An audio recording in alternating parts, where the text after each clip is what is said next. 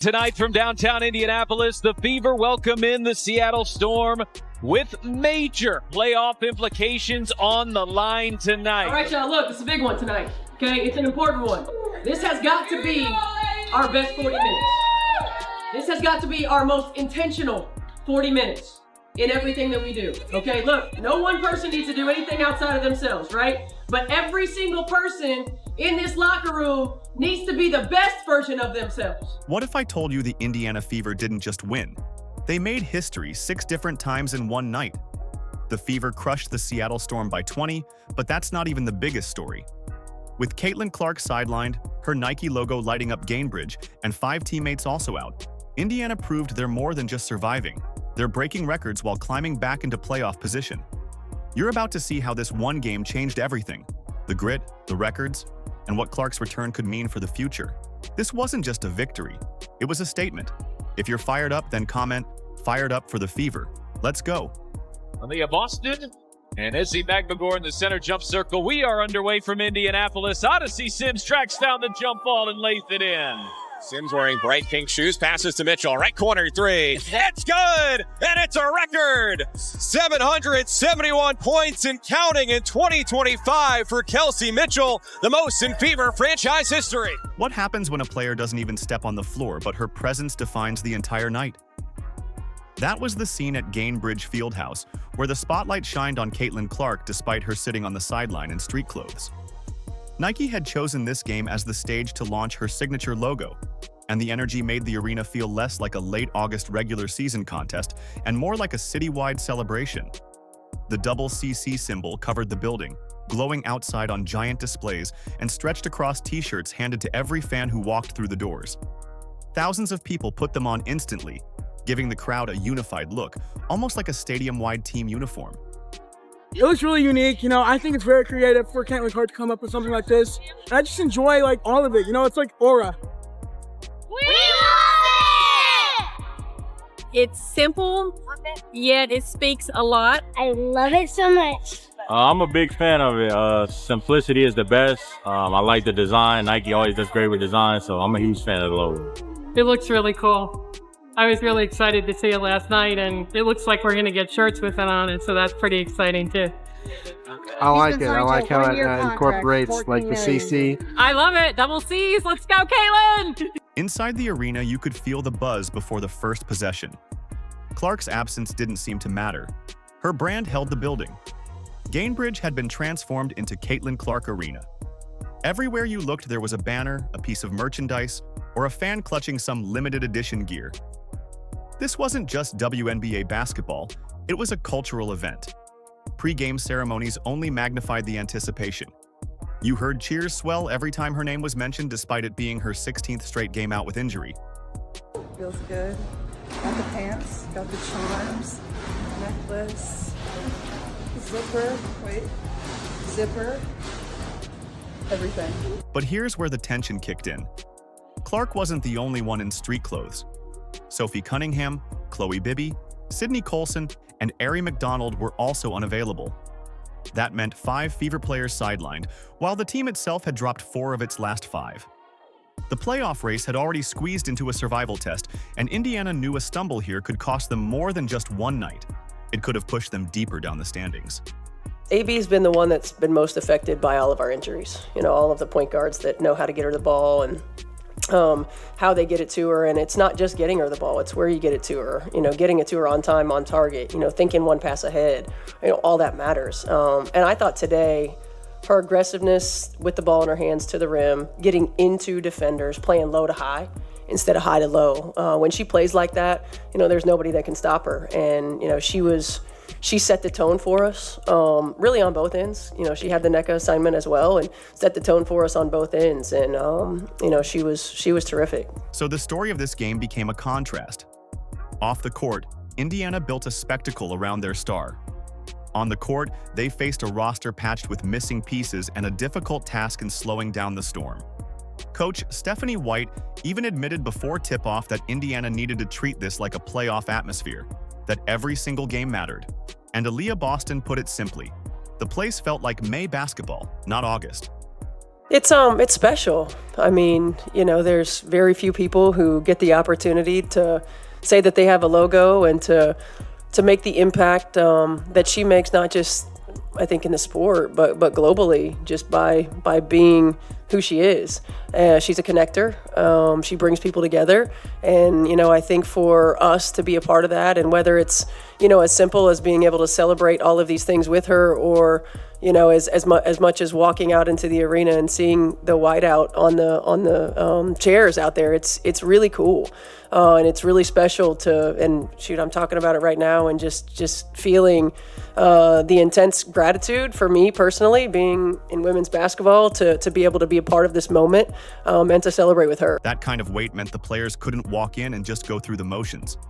Something about the mix of celebration and urgency pushed the intensity higher. And oddly enough, while the CC letters glowed across the walls, it turned out someone else's hand caught fire on the scoreboard.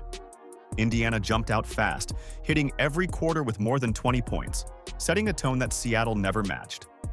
The Fever never trailed. By the end, the scoreboard read 95-75. The win didn't just draw a cheer, it pushed Indiana back into the 6th seed of the standings, climbing from 8th when the night began. The fans came wearing Clark's logo, but they left talking about an entire team that had turned the moment into dominance. Next came the grit and toughness that truly defined this stage. And Gabby Williams were slow to get up after a collision underneath the basket. Here's what happened. Well, that is a major collision for the two of them. They both knock heads. It took them both some time to get to their feet. What's the turning point in a season where a team could have folded under injuries, but didn't? You didn't have to wait long to feel it in this game. Just minutes into the first quarter, the entire arena fell silent when Lexi Hull and Gabby Williams collided hard, heads crashing together as they both fought for a loose ball. The sound echoed, and then came the sight. Hull walking off with a massive knot forming on her forehead. The crowd gasped, and suddenly all that celebration from earlier in the night shifted into worried quiet. With 5 of her teammates already out, the thought of losing Hull in that moment felt crushing. Lexi Hull gets hit in the head there at the beginning of the game, comes back in. If you could just speak to her toughness and what it meant seeing her fight through what sure was not very pleasant. I feel like Lexi's the definition of tough. Yes. I think when you just think of her as a player, the way that she hustles, she likes to get loose balls, extra offensive possessions. That's what she does. I mean, she got hit, she came back and just continued to contribute again. Was a pest on defense, just making her presence felt, offensive rebounds, and that's just who Lexi is. So. But not even 10 minutes later, the place exploded again. Hull checked back into the game, the swelling still clear on her face, and instantly the energy flipped. Her toughness set a tone. After the game, Aaliyah Boston put it in plain words. She said Hull is the definition of tough, and you could see why. Coach Stephanie White went even further, calling the hit disgusting. Yet Hull shrugged it off herself, downplaying the injury, even laughing later when she said that everybody told her she looked beautiful with the lump. That willingness to just keep going resonated. It gave the Fever something to rally behind. Yeah, I mean, that was disgusting. I don't know if y'all saw it, but I mean, it's who she is. She's just a tough young woman who battles every possession, and you can never tell if Lexi does, if she's hurt, if she's injured, if she goes down, if she gets back up. She just always has the same expression, and she just plays her butt off. And I'm thankful that it wasn't worse, and thankful that she was able to come back. But she really kind of epitomizes the toughness and the grit of this team. What it triggered was a complete shift in how Indiana played. They started owning every possession. The rebounding battle turned into a landslide, 42-21, fueled by Hull herself, grabbing 9 boards alongside Boston and aerial powers. And if you were looking for dominance in the paint, Boston gave it without hesitation. She finished with 27 points on 10 of 18 shooting and bullied Seattle inside. Every touch looked like a mismatch. Every possession felt like a message that Indiana wasn't going to be the team playing scared. Williams drive, passes, Breezy with a block. She swats Malunga. Fever in transition left to right, Powers at the right elbow. Backing down Diggins, passes left wing, Kelsey fires, got it! the defense to offense, and the Fever lead by 10. It's 22-12 with 2 minutes to go in the first quarter. Sims knocks down a three. At the same time, Kelsey Mitchell and Odyssey Sims provided the firepower on the perimeter. Mitchell sliced through screens and made backdoor cuts that even left Storm veteran Nneka Ogwumike admitting afterward that Mitchell was the head of the snake they couldn't contain. Sims added a statement of her own, not just with 22 points, but with a wild contested bank shot from nearly 35 feet, the type of play that makes a crowd lose its mind. Together, Boston, Mitchell, and Sims turned the Fever into an unstoppable force, each cracking 20-plus points while putting constant pressure on Seattle at both ends. Kelsey pick and roll, and DD lays it in. Lexi left wing, rise and fire. Yes! Howard skip pass, AB, watch three, right side. Bucket. Mitchell sees two. There's Boston. Front row into the race. They didn't get a good look, and it's Boston to Mitchell. That wraps up the first half. The Fever lead the Storm 50-39. And here's the rare part. This wasn't a hot half or a single run. Indiana scored at least 21 points every quarter and held the Storm under 20 in each. It was balance, consistency, and a three-headed attack that simply swept Seattle off the floor. For a team that had stumbled through weeks of ups and downs, this was their cleanest four-quarter performance all season. But what made it historic wasn't just the score. Hidden inside this victory were performances that shattered the Fever record books, and the list ended up longer than anyone expected. Boston gets the bounce. And it's Howard to Boston.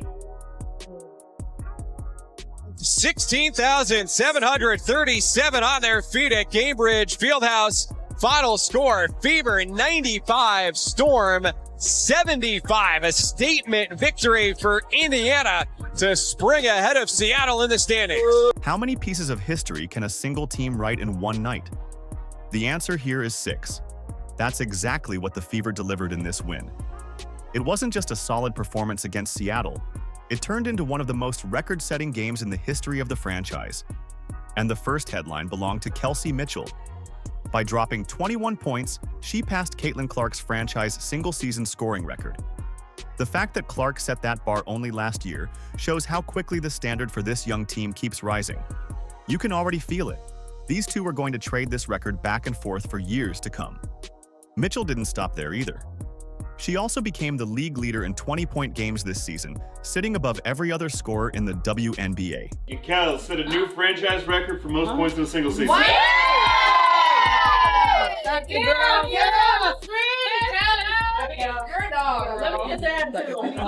As Ogwumike gets it to go. Mitchell, quick trigger, and hits. Unguardable. No one can guard. But here's the fascinating part. While this could sound like Mitchell overshadowing Clark, it actually builds the future for what's coming. Clark is healthy later, Mitchell is still climbing, and the scoring punch between them will probably shape the identity of this franchise for the next decade. Sykes doing a good job of stuffing that backdoor cut, but it just sets up the screen and roll. It's all Kelsey Mitchell. The subtle things, the amount of attention. Aaliyah Boston wasn't about to leave her fingerprints off the history books either. Boston hit 1,000 career rebounds, becoming only the second youngest player in league history to do it. The only player younger was Tina Charles, putting Boston in select company, the type of milestone that signals greatness arriving early. Beyond the raw number, it underlines how efficient she is every single game. She's not just stacking stats, she's already one of the anchors for her team's energy and defensive backbone. AB, 1,000th career rebound. Youngest player in Fever history to do so.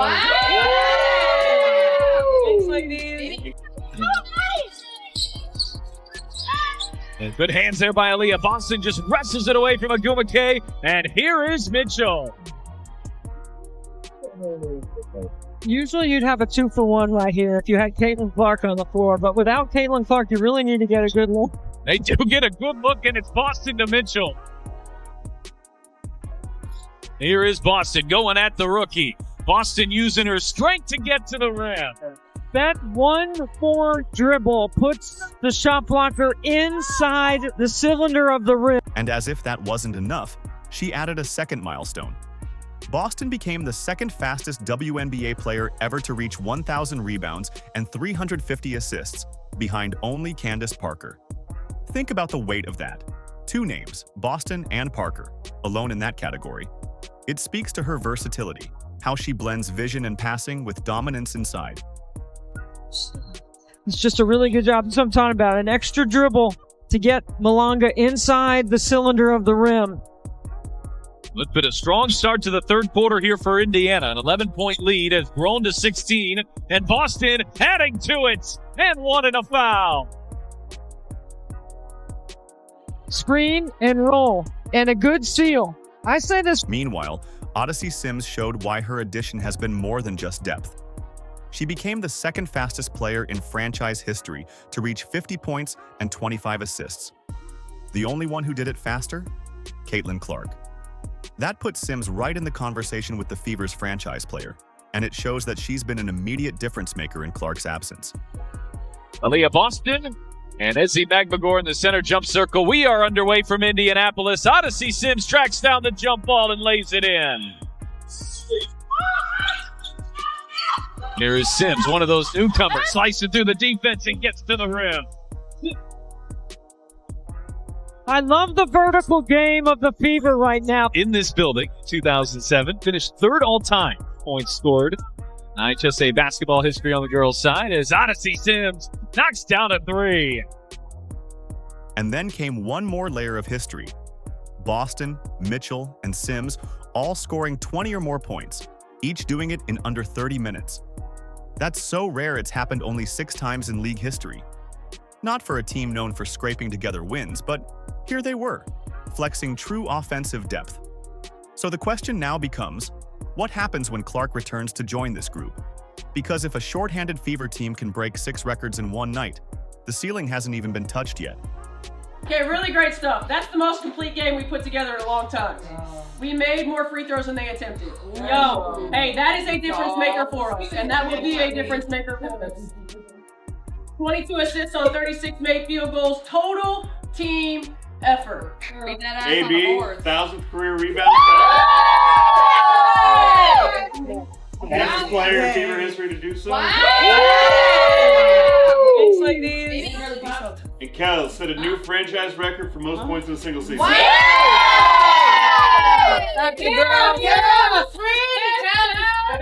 a dog. Let me just add What if the player who wasn't even on the court could still be the key to saving an entire season? That's exactly the question around Caitlin Clark right now. She's been sidelined since June 15th with a right groin injury. 16 straight games missed, 25 total regular season contests, plus the Commissioner's Cup final. That's a massive hole for the Fever, who had to reinvent their identity on the fly. But every time Clark's name gets mentioned, fans perk up because her return isn't just another roster move. It could flip the entire playoff race. I don't have any specifics on it. I think right now it's day to day. She's progressed in her rehab and anticipate by hopefully what is today? What day is today? Tuesday. By hopefully end of the week she'll be on the floor, at least in practice. What have you been missing without her? You know, I was talking to her recently about what she brought to you guys, but what do you feel like you've lacked when she is absent from these games? The ability to spread the floor for AB. I mean, really to have another person that can knock down a shot and we can create some space for AB to go to work on the interior. Coach Stephanie White has been clear about her approach. She doesn't just want Clark thrown into games cold. She said she needs to see her back in full practice, live in practice, as she explained. Not only building endurance, but handling contact across the full 94 feet. That's the bar, because the team isn't thinking about a scattered return. They're weighing whether Clark can physically take every bump, every push, and do it across playoff-level minutes. And make no mistake, the clock is ticking. The Fever sit at 20-18, holding on to the 6th seed by only half a game. 6 games remain, and they'll see the Sparks, Valkyries, Mercury, Sky, Mystics, and Lynx. That's a mix of must-wins and potential landmines. Drop a couple, and the playoff picture gets tense. Win out, and suddenly Indiana could climb into real momentum. It's a razor's edge, and Clark's status sits directly in the middle of it. Just curious on a big picture, was Caitlin able to go through your little walkthrough or whatever you normally do? And what do you want to see ultimately to get comfort whenever the time comes? Yeah, she went through our walkthrough yesterday. Today it was very short, prior to game time, but she went through it yesterday, and I want to see her in practice, live in practice. I want to see her continue to work to not just build endurance, but to be able to handle contact 94 feet as it's going to be in game, and to be able to do that and sustain from an endurance standpoint. And that's going to take multiple practices to make sure that there's no regression. And as most of us know, when we get fatigued, we look different, and see how she plays through fatigue. So what exactly does she bring back? Well, last season told the story. She set the Fever single-season scoring record in her first year. Now, Kelsey Mitchell has just passed that in her absence. Imagine pairing Clark's limitless range with Mitchell's slashing and Boston's inside dominance. Add Sims' veteran play and Hull's defense, and you're not just talking about a playoff hopeful. You're talking about a team that forces every opponent into matchup nightmares. But here's where it gets tricky. White mentioned the concern isn't just when Clark returns, but how ready she'll be. Endurance, conditioning, physicality. It's all part of what determines if she can elevate her teammates or if she'll need to ease back in. The domino effect of her return would be immediate. Boston could see more open looks inside. Mitchell would have another creator alongside her. Defenses would stretch so far out that players like Hull and Bibby could thrive off open space. The bigger question, though, can Clark return healthy enough, in time, to turn this team from clinging to a playoff spot into a contender nobody wants to face? Because her comeback wouldn't just be about one player, it would be about transforming all this potential into championship-level reality. And when you look back at the night Indiana broke 6 records without her, the thought becomes impossible to ignore. This might only be a preview of what happens when the Fever are finally at full strength. This win wasn't just about the scoreboard.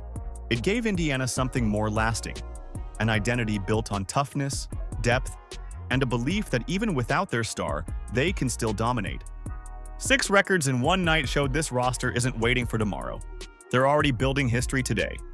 Now picture what happens once Caitlin Clark steps back onto the floor. Add her scoring, her vision, and her leadership to Boston, Mitchell, Sims, Hull, and the rest. That's a group built for 2025 and beyond. With Clark's return on the horizon, the records we saw may only be the beginning of a dynasty. If you're fired up, then comment "Fired Up for the Fever." Like, subscribe, and turn on all notifications so you never miss out. Click the video on the screen, and we will see you in the next one.